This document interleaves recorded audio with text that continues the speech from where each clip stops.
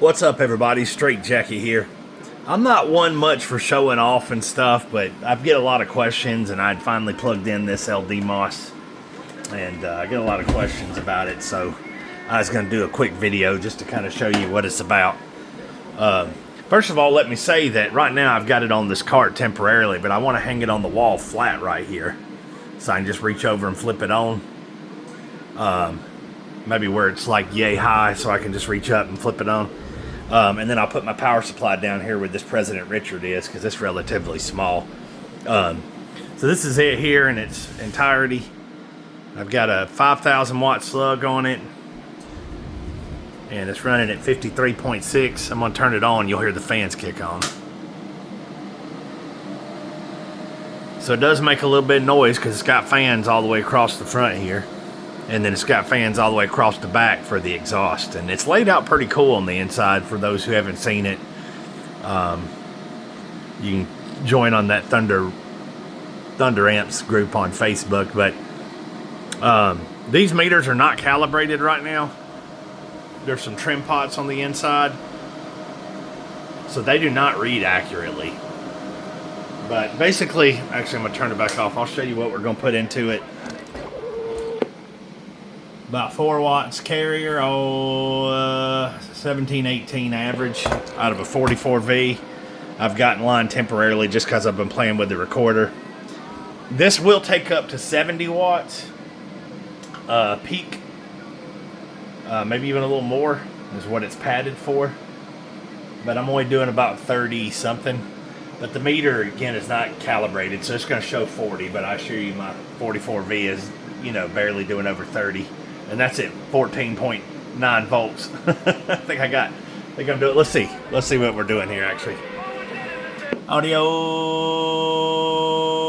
36 watts peak. Yeah, 36 watts peak. So we're running it roughly half right now. These are capable of 7,000 to 8,000 average pretty easy. Actually, we'll do one quick look over it. I ain't got my reflex slug in right now, but it's very low. I was playing with it. And I'm running 1/2-inch Heliac because I'm usually got this Ghost Rider in line. But I'm selling this. I mean, I just don't. It does two times what that one will do easy. It's got a 6-amp transformer and everything, but I just this is more than enough for me.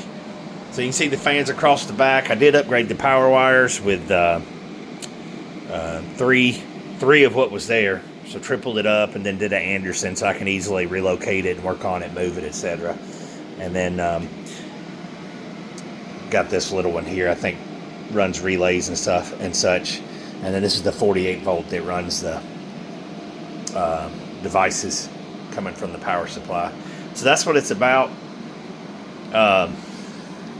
Only thing I don't like about it is, it looks like they took four drills and made 4 holes to make a bigger hole to run the ground and stuff through, the chassis ground.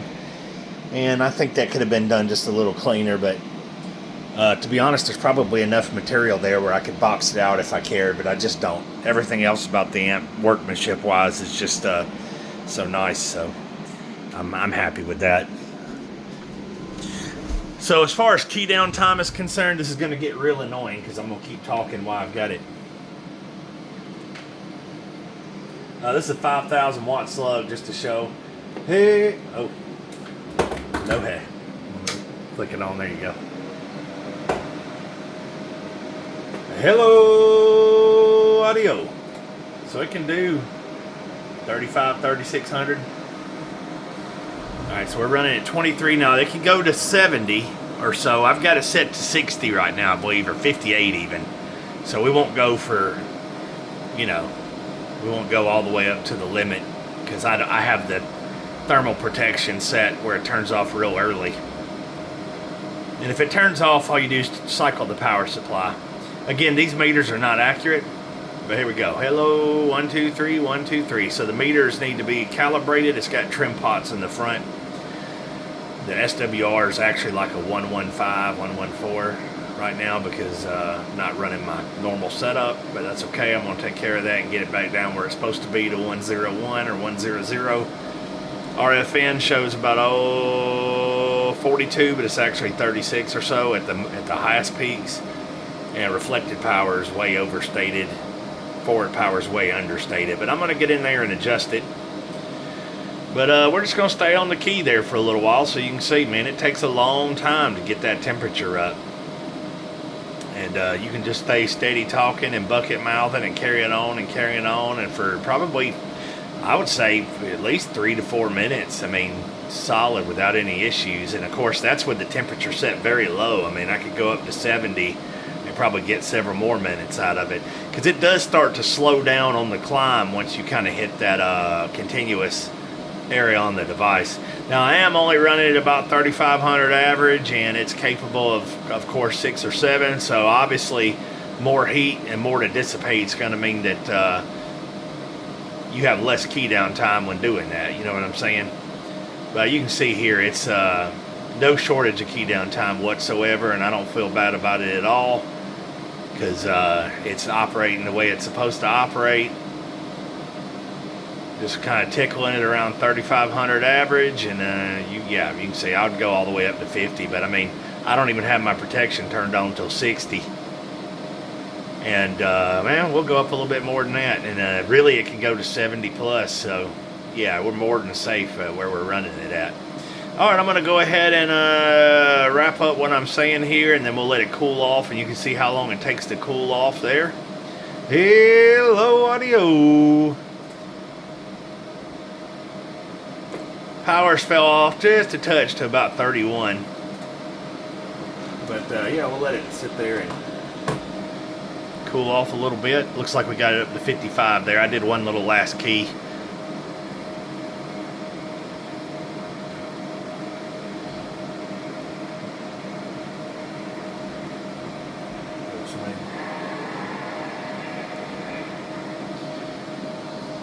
So yeah, maybe if you're running it, you know, with the full 7, I think it's set up for 70 watts.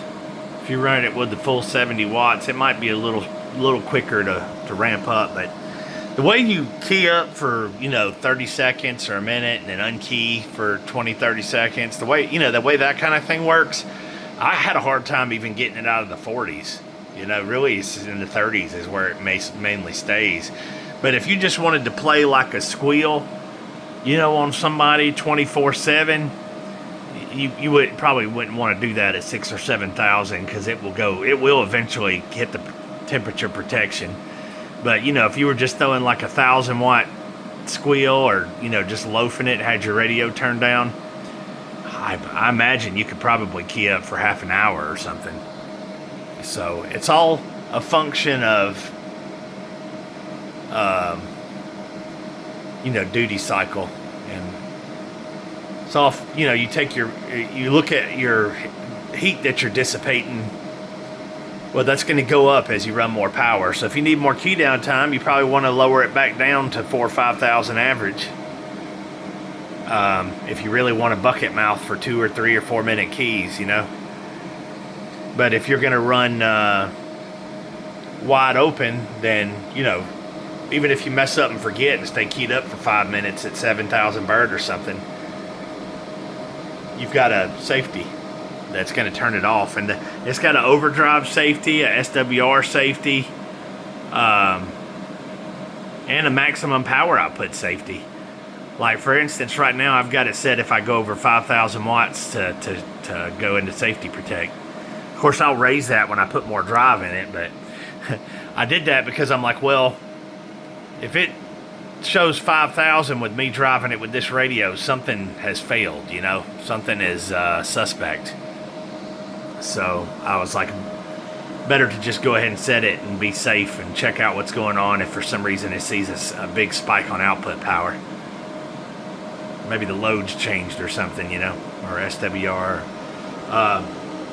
So you can see we're already back into the 30s. But, you know, if I keyed up and talked on it on and off, usually this is about where it would stay, about 35 to 40. And by the way, I should show you. Hello.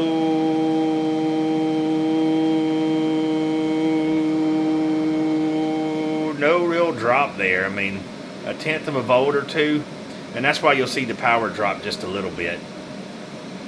Hello. But it has got more than enough supply for what we're doing here. I mean, The thing's got like, 300 amps at 48 volts. So, as long as you're like over 40% efficient, you're probably not going to have any problem doing 7,000 average, which these things at these outputs are relatively efficient.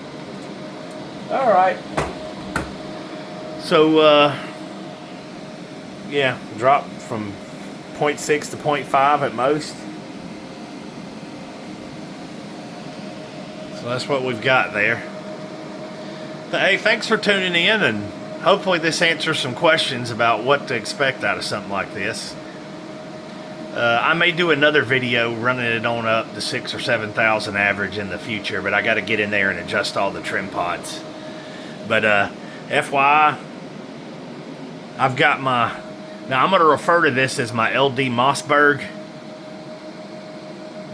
So I've got my LDMossberg and my Apache Labs, and I'm going to put a little driver in between it so I can go up and down to 70 watts with the Apache Labs on the variable, so that I can run the full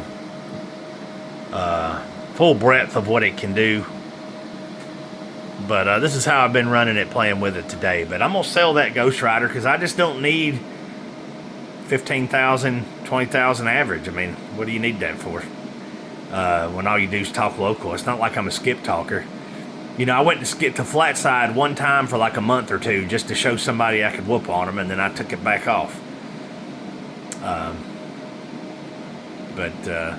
that's why I got that one listed. What my eventual goal is to mount it on the wall right there, next to my computer, and where I can easily reach over and flip it on and then have my power supply down there. I think I may have already said that, but just to reiterate, then I can get rid of this cart, that amp, and get my whole area back here for other stuff, which I have to think about what I want to do with that. But I could definitely use the space, as my desk is, desk space is limited for when I'm testing stuff. All right. Yeah, you see there, we're just sitting in the 30s there. That's usually about where it likes to stay. Thanks for tuning in. This is Straight Jacket in my Thunder 10K. This is the 8 device ART 2K0 FEs. Not the BLFs. 73s.